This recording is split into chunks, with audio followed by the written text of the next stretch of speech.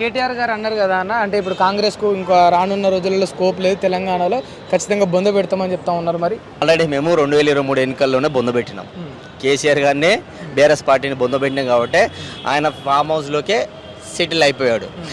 మరి నినాగం మొన్నొచ్చి ఉత్తర ప్రగల్భాలు పలుకుతున్నారు రేవంత్ రెడ్డి గారి తోలు చేస్తాం అదేదని. కేసీఆర్ గారు, కేటీఆర్ గారు, బీఆర్ఎస్ పార్టీ నాయకులు ఏం చేసినా కాంగ్రెస్ పార్టీని ఏమీ చేయలేరు.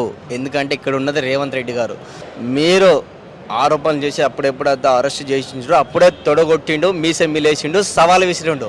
ఎప్పటికైనా నేను గద్దె దించుతా, తెలంగాణలో కాంగ్రెస్ పార్టీ జెండా ఎగరేస్తానని ఎప్పుడో రేవంత్ రెడ్డి గారు చెప్పడం జరిగింది.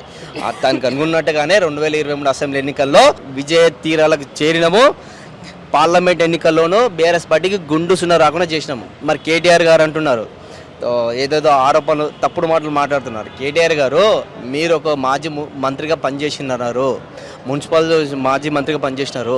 మీరు పట్టణాలను ఏమైనా సుందరీకరణగా తీర్చిదిద్దారా?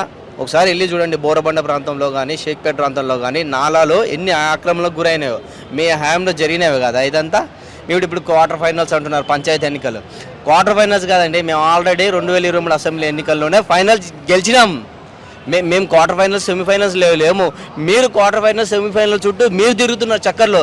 మేము ఫైనల్స్ గెలిచినాము, కప్పు కొట్టినాము. 2023 అసెంబ్లీ ఎన్నికల్లో గెలిచి తెలంగాణలో అధికారాన్ని చేజిక్కించుకున్నాము. మా ముఖ్యమంత్రి రేవంత్ రెడ్డి గారు ఇంకోసారి కానీ పల్లెత్తు మాట అనినా, తప్పుడు వ్యాఖ్యలు చేసినా కాంగ్రెస్ పార్టీ నాయకులు కానీ, కార్యకర్తలు కానీ, అభిమానులు కానీ నేను చూస్తూ ఉండారని కోరుకుంటున్నాను. ఏదో అత్తడి సినిమాలో ఒక డైలాగ్ ఉంటుంది, పక్కన ఉన్నది ఆడు మొగాడ్రా బుజ్జి, ఆడు మొగాడ్రా బుజ్జి అంటాడు. డెఫినెట్లీ చెప్తున్నాం, మా ముఖ్యమంత్రి రేవంత్ రెడ్డి గారు మగాడే, శ్రద్ధగా కొట్టాడు కాబట్టే మీకు ఇప్పుడు ఓట్లు లేకుండా బీఆర్ఎస్ పార్టీ ఓడిపోతున్నామని తెలిసే కేసీఆర్ బయటకు వచ్చారు. లేకపోతే కేసీఆర్ గారు బయటికి రాలేదు. 2 రోజుల నుంచి ఎందుకు రాలేదంటే ఇప్పుడు ఏదో పాలమూరు రంగారెడ్డి ప్రాజెక్టుకి తక్కువ చేస్తున్నారు, ఇంకా కట్టట్లేదని ఆరోపణలు చేసి బయటకు వచ్చారు. కానీ కేసీఆర్ గారు కేసీఆర్ గారు నేను బయటికి రాకపోతే బీఆర్ఎస్ పార్టీ అనేది నామరూపాలు లేకుండా పోతుందని తెలిసే కేటీఆర్ బయటకు వచ్చి అనవసర ఆరోపణలు చేస్తున్నారు, దుష్ప్రచారాలు చేస్తున్నారు.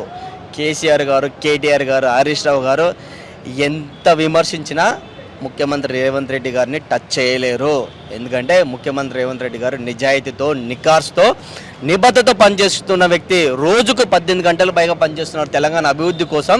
కేంద్ర ప్రభుత్వంతో సఖ్యత ఉంటూ మాకు మూసి సుందరీకరణ ప్రక్షాళనకు కానీ, రీజనల్ రింగ్ రోడ్డుకు కానీ, ఇంకా కావాల్సిన ప్రాజెక్టుల కోసం కానీ నిధులు తీసుకురావడానికి అనునిత్యం ప్రధాని మోదీ గారిని కలుస్తున్నారు, కేంద్ర మంత్రులను కలుస్తున్నారు.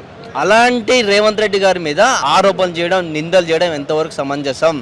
ఇప్పుడు పంచాయతీ ఎన్నికల్లో ఏ విధంగా అయితే జెండా ఎగరేసిందో రాబోయే మున్సిపాలిటీ ఎన్నికల్లోనూ, ఎంపీటీసీ, జెడ్పీటీసీ ఎన్నికల్లోనూ హైదరాబాద్ గడ్డ మీద మేయర్ పీఠం కూడా కాంగ్రెస్ పార్టీని దక్కించుకుంటుందని ఈ సందర్భంగా తెలియజేస్తున్నాను.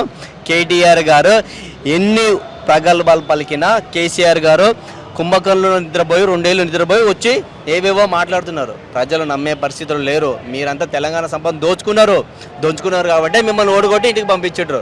కాబట్టి తెలంగాణ ప్రజలారా, వీళ్ళ మాటలు నమ్మకండి. బీఆర్ఎస్, బీజేపీ పార్టీ నాయకుల మాటలు నమ్మకండి. కాంగ్రెస్ పార్టీ ప్రజాప్రభుత్వం మంచి చేస్తుంది, ప్రజలకు మేలు చేకూరుస్తుంది, పథకాలు ఇస్తుంది. దయచేసి కాంగ్రెస్ పార్టీని ఆదరించాలని మరొకసారి తెలంగాణ ప్రజలకు శిరస్సు వంచి పాదాభివందనం చేస్తున్నాను. జై కాంగ్రెస్, జై తెలంగాణ.